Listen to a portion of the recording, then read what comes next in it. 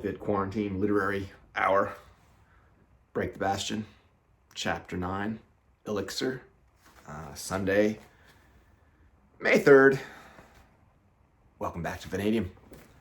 So I'll continue with my reading today, starting Chapter 9, page 52. This chapter is called Elixir. Over the years, there have been a number of attempts to bring down the Bastion. Most involve blasts to the exterior, resulting nothing but a dusting to the structure, without so much as a scratch or a dent to the edifice. Lawrence's titanium alloy, once forged, seemed to claim its space forever. Through all the years, the Bastion had only been under significant threat twice. 5 years before, an overworked Bastion pump engineer let the noise from a nor'easter go to his head. Storm madness eventually blossomed into full psychosis. He walked into work one morning and exploded 100 pounds of dynamite in one of the exterior corridors near the wall's storm stabilization system.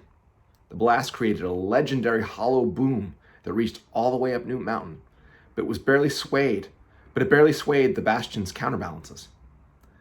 The suspended spheres were also Lawrence alloy and near planetary in size. They could fend off the force from a wave beyond imagination. Only a year after that, 4 members of a militant anarchist group set off a stolen bunker buster bomb near the top of the wall. The blast killed several maintenance workers again. But again, the wall stood stoic as ever. Callista never forgot these attacks. In the years after, she had frequent nightmares of the Bastion breaking and her house surrounded by ocean. Sometimes she would wake up screaming for her father. The passing of time made the dream a less frequent visitor, but it never left her entirely. That night, Callista woke up after midnight with her heart nearly humming in her chest and a coat of sweat on her face. She immediately checked to find the Bastion secure and the Atlantic held back.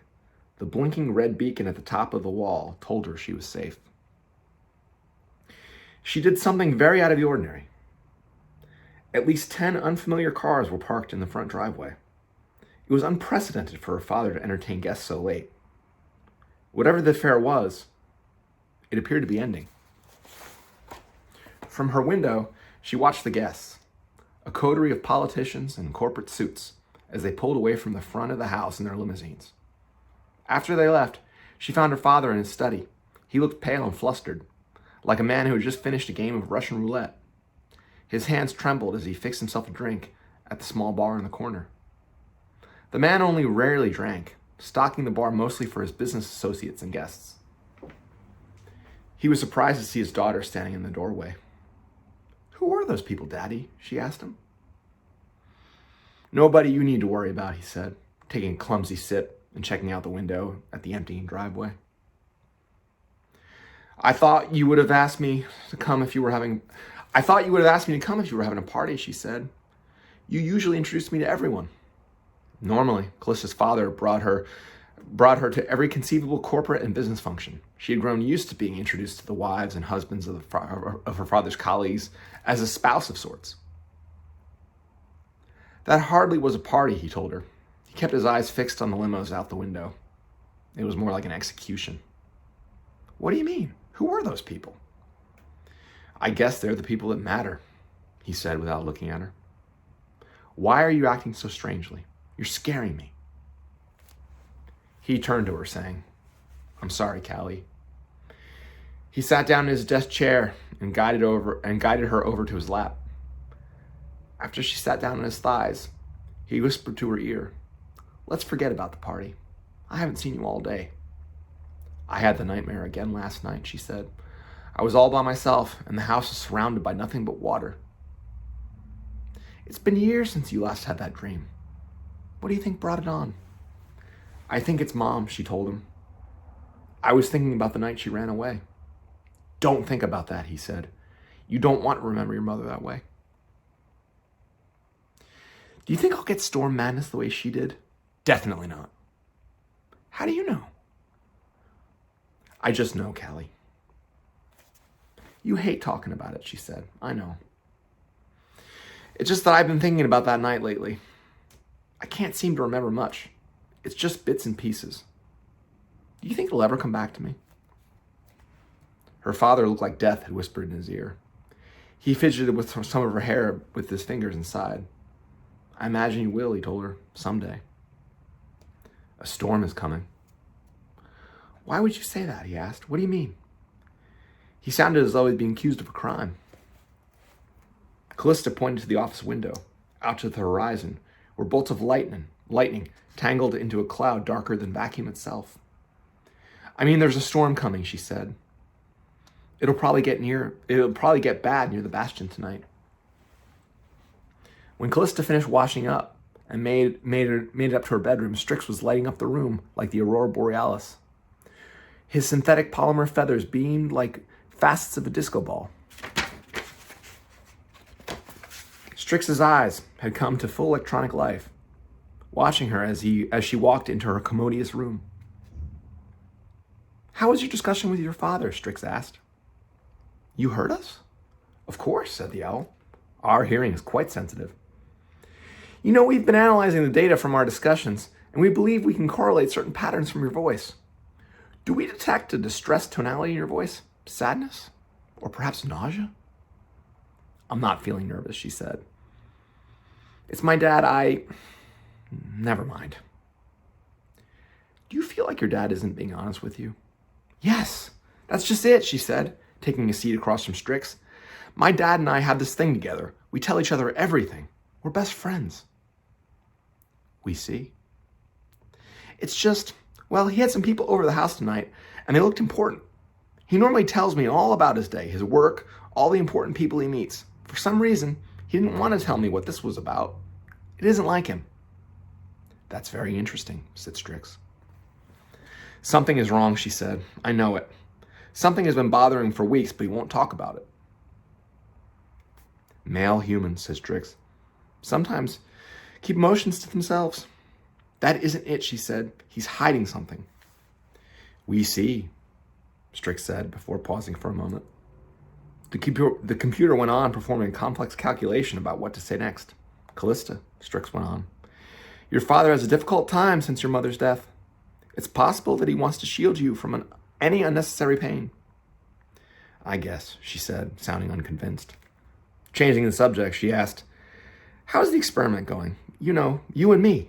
Splendidly, said Strix. We're learning so much from our communication. Do you like speaking with us? Yes, said Callista. I do like talking to you. Would it be okay if I asked you something? Of course, said Strix. Do you know anything about the other experimental subjects besides me? Yes. We have detailed files on all three of you. The one that came to my school. The rude one. Morgan Battle? Said Strix. What would you like to know about him, Callista? Why did he come to visit me? Because we instructed him to do so. Why?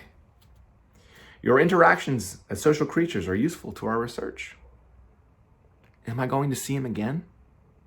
Would you like to? I suppose if it's necessary for the experiment. Down the hill, Morgan couldn't escape the sound of his father shouting, singing and cursing into the Atlantic Ocean downstairs. The racket cut above even the roar of the 100-foot waves smacking against the bastion. The titanium rang and the ground shook from the impact. Morgan's bedroom seemed like a wheelhouse on a crab boat that night. Morgan didn't mind the storm, but his father's yelling always quickened his pulse. The old man had apparently reached new heights with his anxiety medication. He was hollering his own name, talking to himself and cracking up with laughter. Killian Battle! Killian Battle! Killian Battle can't be broken! Woohoo! Try to take me, you bitch-ass ocean! Give Killian Battle all you got! Then came the sound of the glass shattering across the kitchen.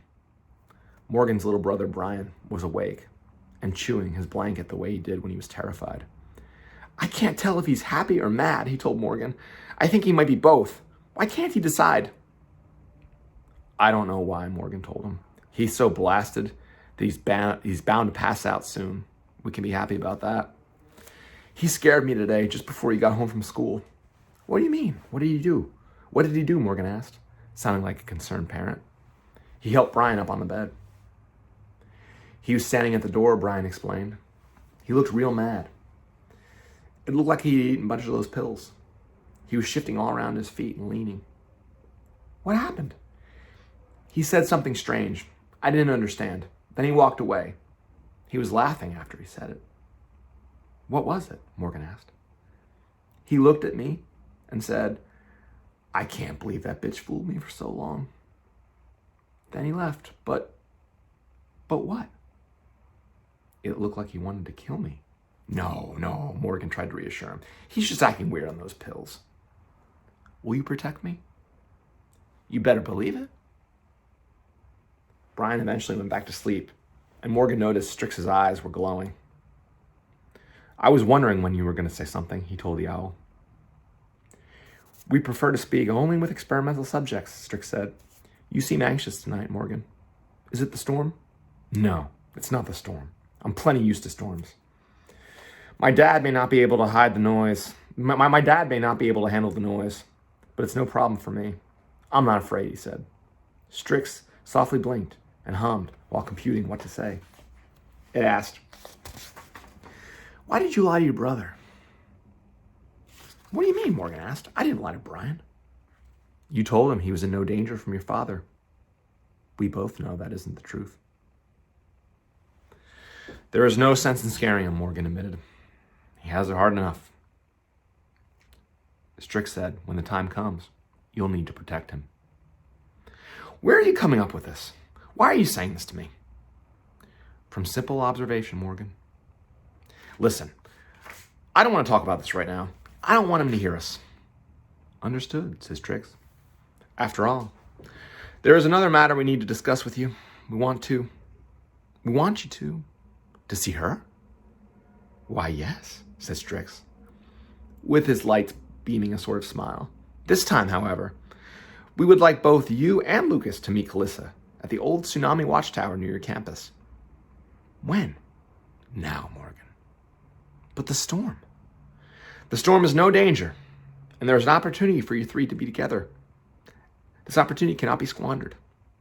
The owl told Morgan he would need to sneak out his bedroom window and bring along a flashlight because the storm had hidden the moon.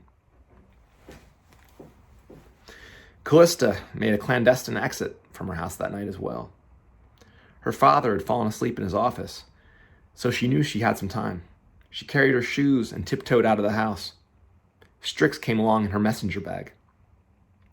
The ocean was having quite a tantrum that night, with chaotic winds blowing in every direction and sending peaks of waves smacking into one another.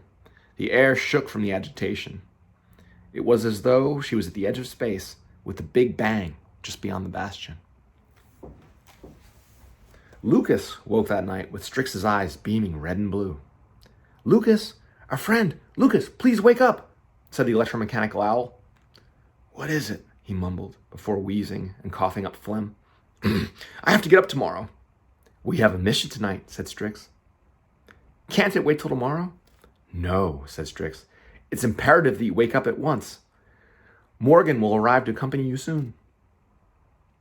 A few minutes later, Lucas heard Morgan outside his window, telling him to come out. His mother was fast asleep on the couch, and even the ocean didn't have the power to wake her up after her soporific herb tonic. Have you ever been to the old Tsunami Watchtower? Morgan asked when he saw Lucas outside. My mom made me promise to stay away from that place. She says it's dangerous and bad people hang out there. I've only been during the day, said Morgan. A few times when I was younger. Only on dares. Right, so tomorrow I'll bring chapter 10, titled The Map of Spaces in Between. Thank you very much. This is Vanadium.